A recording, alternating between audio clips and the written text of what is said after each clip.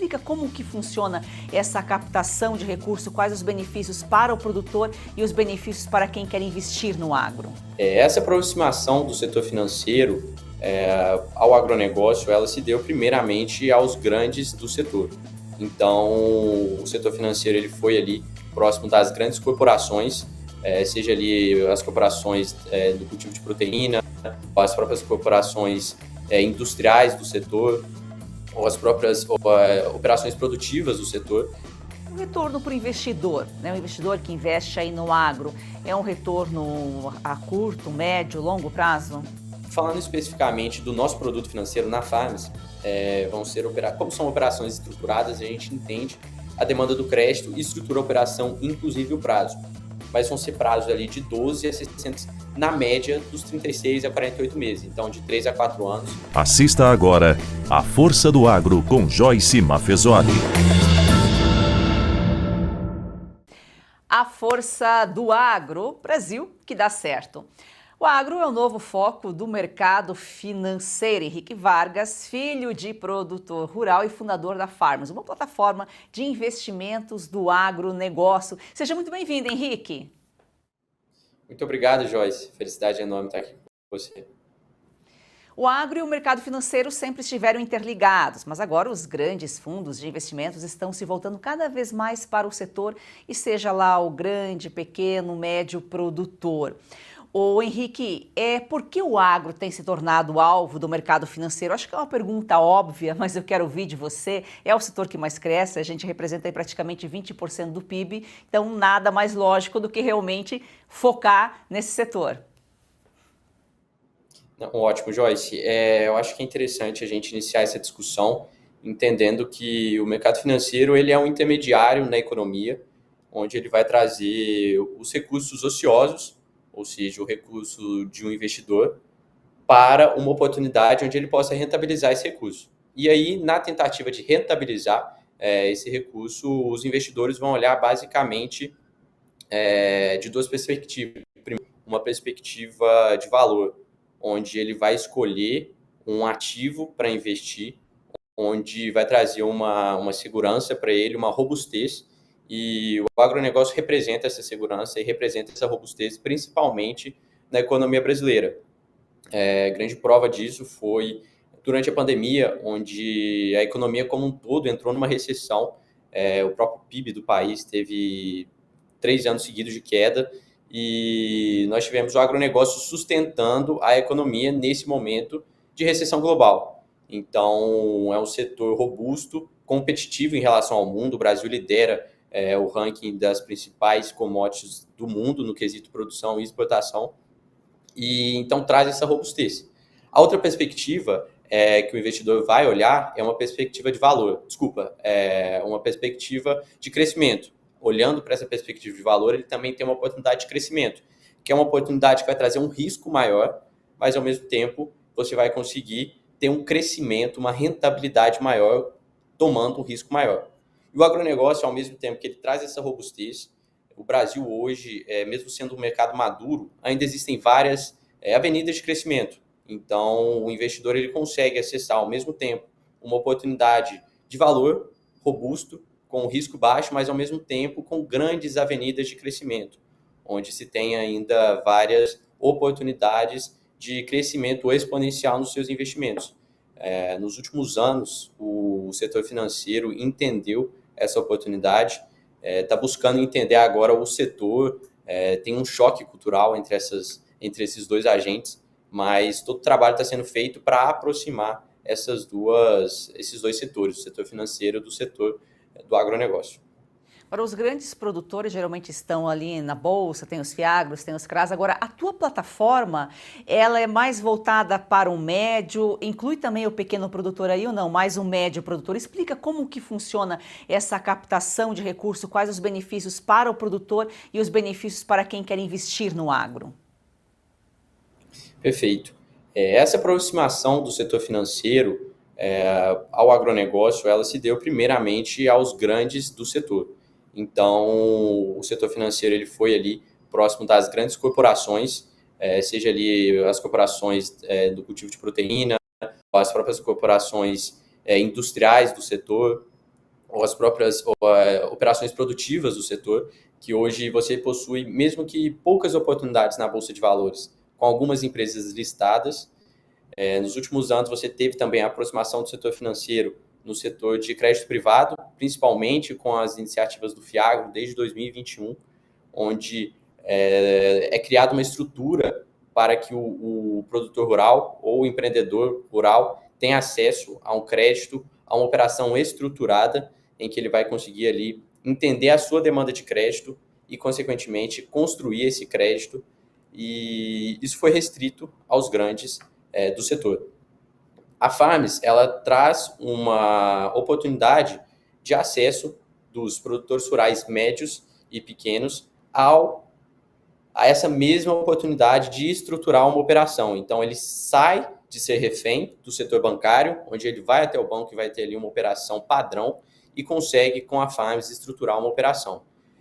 Então, a gente entende essa demanda do crédito do produtor rural, a gente vai entender o porquê que esse produtor rural está tomando esse recurso e estruturar uma operação que encaixe financeiramente falando. A gente constrói uma engenharia financeira para viabilizar esse projeto. Então, a gente vai entender ali qual é o payback que esse projeto do produtor rural vai ter. Para quê? Para pensar em qual prazo colocar essa operação. Porque aí o produtor rural vai conseguir levantar recurso suficiente dentro do próprio projeto para investir na sua operação, ter o retorno e pagar esse crédito.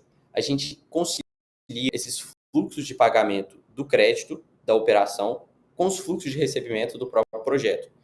Qual que é o benefício? A gente consegue trazer um benefício da otimização do fluxo de caixa desse produtor rural. A gente não precisa sacrificar o capital de giro desse produtor rural para investir em um projeto de longo prazo. Então, a gente começa a criar um instrumento para o produtor rural investir principalmente em infraestrutura, em expansão, em projetos de prazo maior. Inclusive, hoje, no cenário de alta de juros, uma demanda que aparece é a grande necessidade do alongamento das dívidas pelo encarecimento dessa dívida. Então, a gente consegue também entender essa realidade financeira do produtor rural e construir uma operação para dar um alívio, para dar uma liquidez para o produtor com o nosso crédito pelas dificuldades que ele está passando hoje devido à alta dos juros. Ou seja, você conecta o produtor ao investidor. E a partir de quanto, por exemplo, alguém está interessado em investir no setor? Vai lá na plataforma da Farms e vai apoiar algum projeto. A partir de quanto, qual o valor que o investidor pode colocar o dinheiro aí para o produtor? Perfeito. Na outra ponta, como nós conectamos o agronegócio, principalmente os produtores rurais, aos investidores, a gente tem também esse propósito de levar a democratização do setor para os investidores.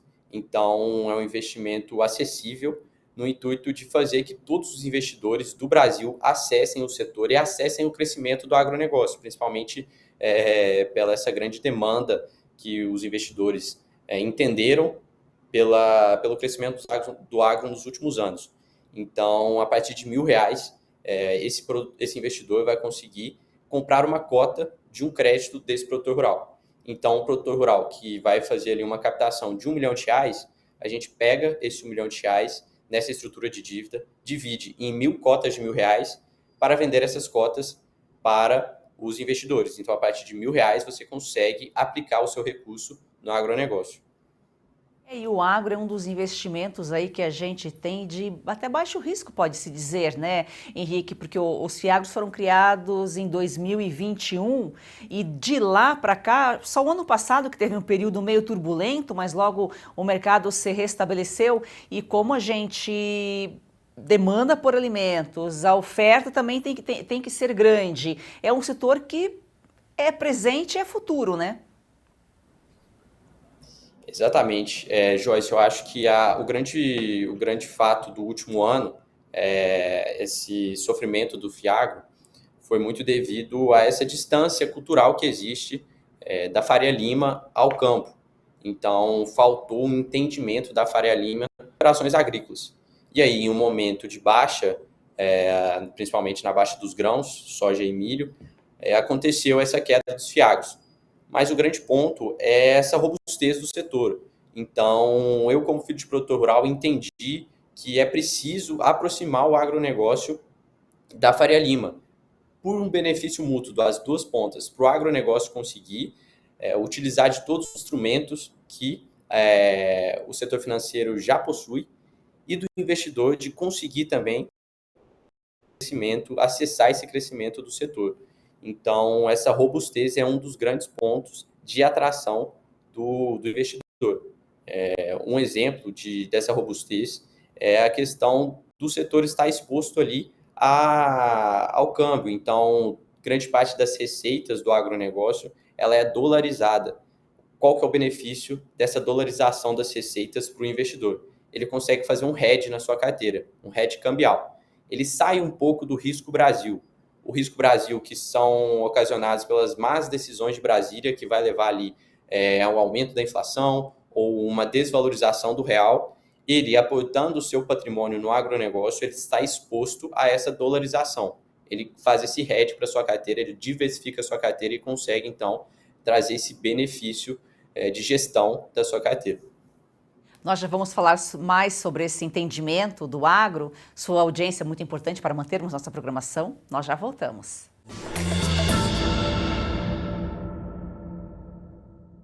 Agora vamos mostrar o novo vídeo da nossa campanha. Mas olha só, já vou avisando, é um vídeo forte e impactante, que escancara uma realidade que poucos têm coragem de enfrentar. Veja o vídeo e entenda por que é tão importante assinar a Oeste para que possamos continuar esse trabalho.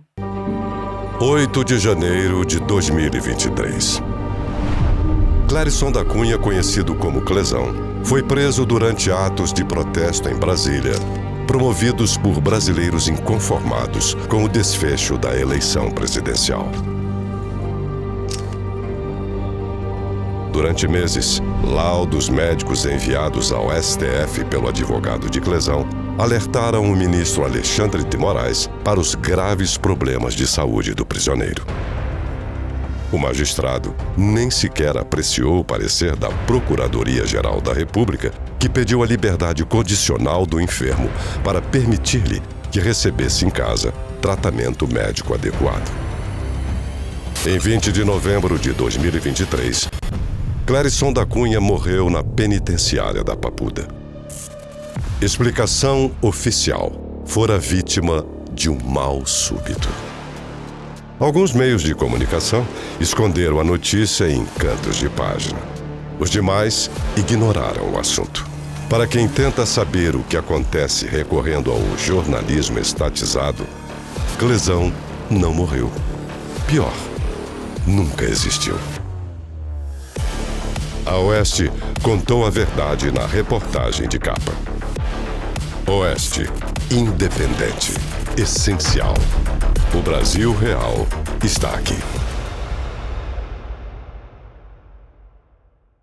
Para assinar, acesse revistaoeste.com/assine ou leia o QR Code no canto da tela. Se preferir falar diretamente com a nossa equipe, entre em contato pelo número de WhatsApp DDD 11 942399799. Heloísa, quando vem para a escola, é uma alegria. Quando a criança ela resplandece nela esse desejo de ir longe no estudo, é porque o apoio pedagógico da escola é muito bom. Hoje eu sonho e sei que pode virar realidade. A Escola Professora Olindina Roriz Dantas é um projeto criado pela Agrodan, a maior produtora e exportadora de mangas do Brasil. Doce, sem fiapos, muito valorizada na Europa, está na hora de o brasileiro conhecer essa delícia. Kate, a manga para comer de colher. Da Agrodan para você, qualidade e sabor inigualáveis. Compre Kate, a manga para comer de colher e ajude uma criança. É o agro transformando vidas.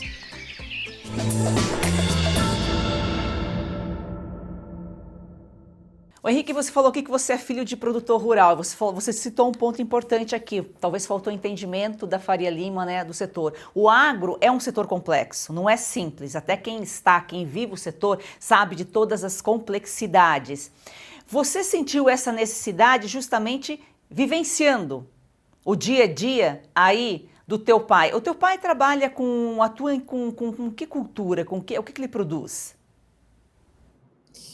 Então, Joyce, na realidade foi a vivência nas duas pontas. Eu sou filho de produtor rural, nasci no interior.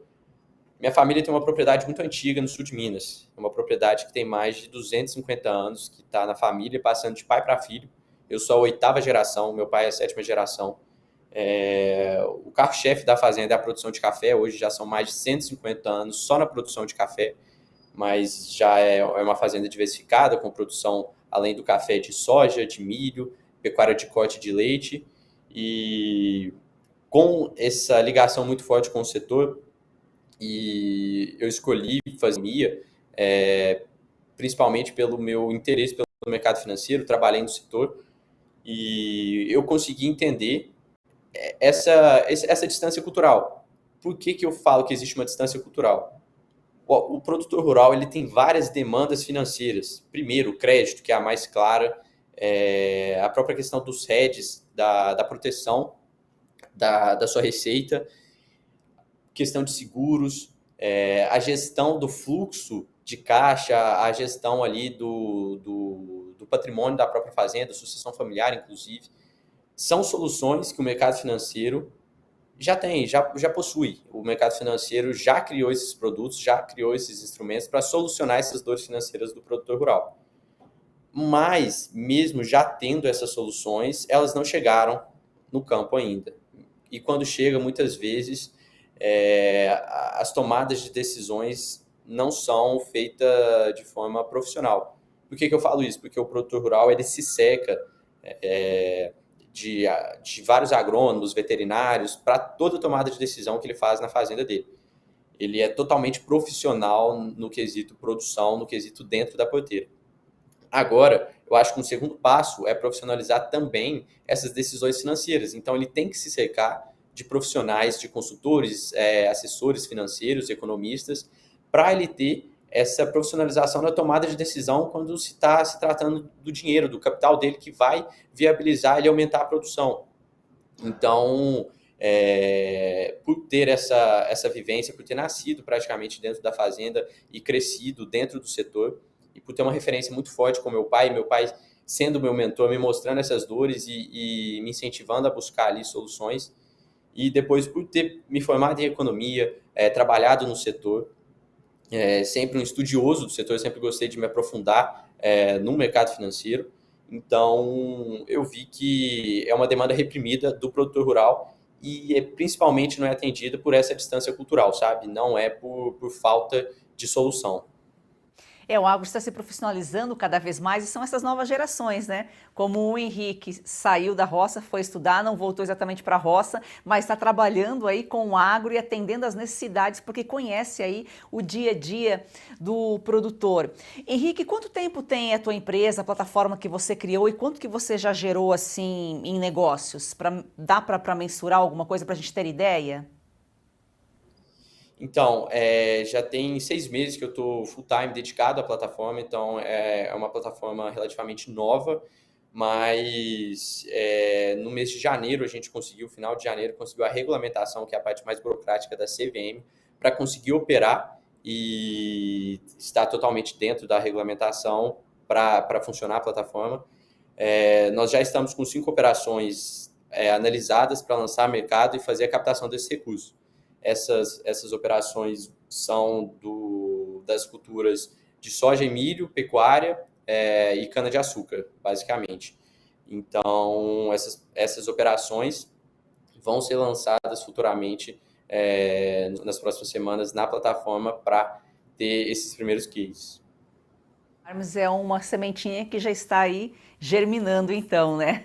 Ô Henrique, como as mudanças nas taxas de câmbio, você falou aqui há pouco também do dólar, né? Como pode afetar a competitividade e a rentabilidade do agro? A gente sabe que o agro depende aí mais de 80%, 90% praticamente dos insumos, né? Que são os fertilizantes, os defensivos, são importados, esses produtos são dolarizados, isso tudo acaba influenciando na competitividade do setor e, claro, consequentemente na rentabilidade também do produtor, né?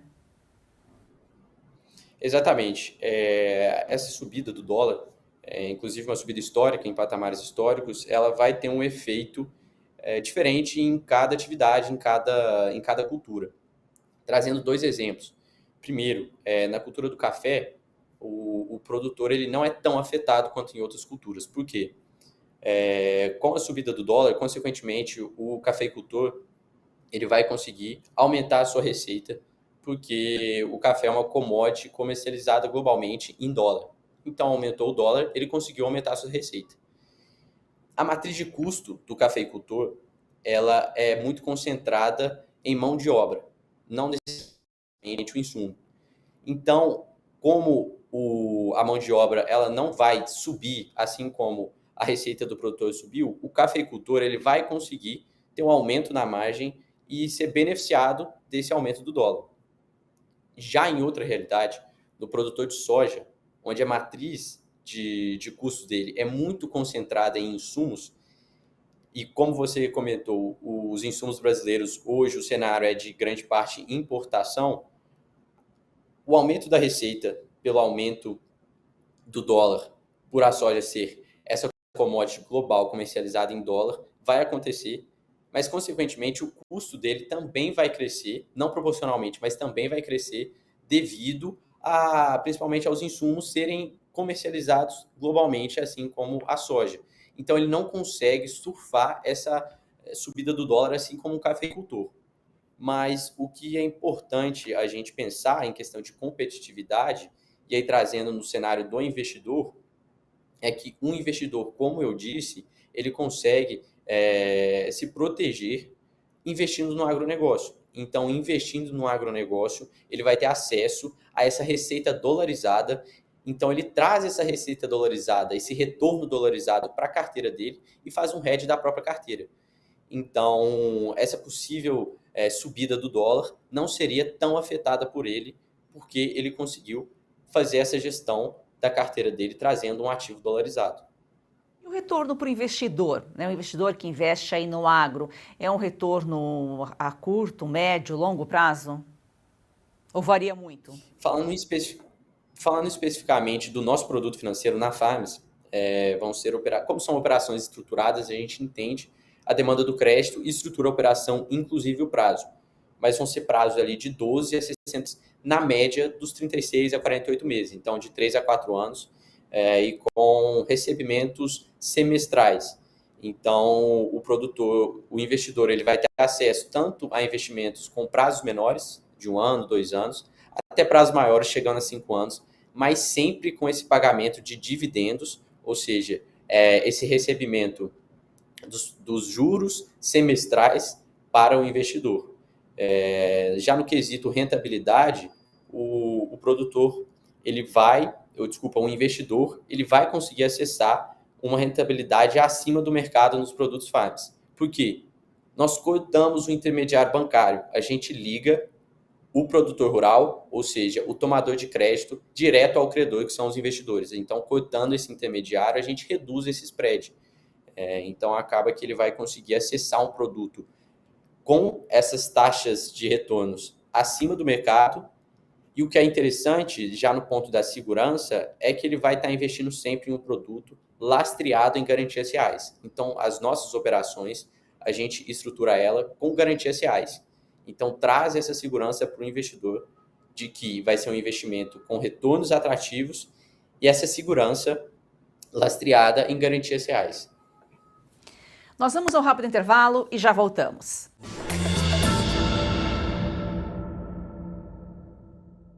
Atenção, você que está cansado de tomar vários comprimidos por dia, como magnésio, cúrcuma, creatina, colágeno e outros. Você que sente dores nas articulações, tem artrite, artrose, reumatismo, fibromialgia, dores nas pernas, na coluna, esse recado é pra você. É isso aí, Caut. Isso mesmo. A Vitae Gold inovou mais uma vez e trouxe o Vitais 7.1, desenvolvido especialmente para você que tem mais de 50 anos, que é uma forma revolucionária que une os 7 produtos com estudos científicos e que são os mais receitados atualmente. Então isso daqui, ó, você não precisa mais, tá bom?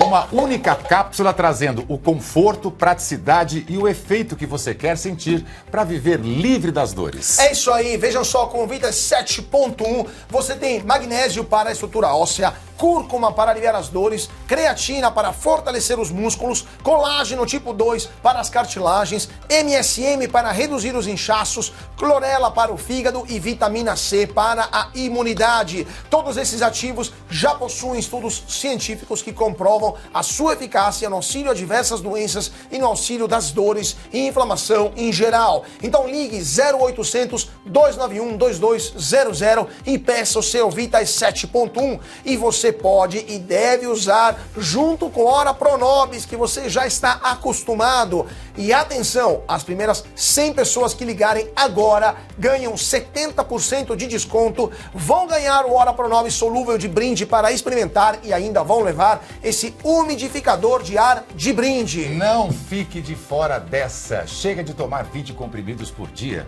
Com apenas 2 cápsulas do Vitais 7.1, você tem tudo isso de forma 100% natural. Ligue 0800 291 2200 e mude a sua vida hoje. Vitais 7.1 e pronto, Cauti.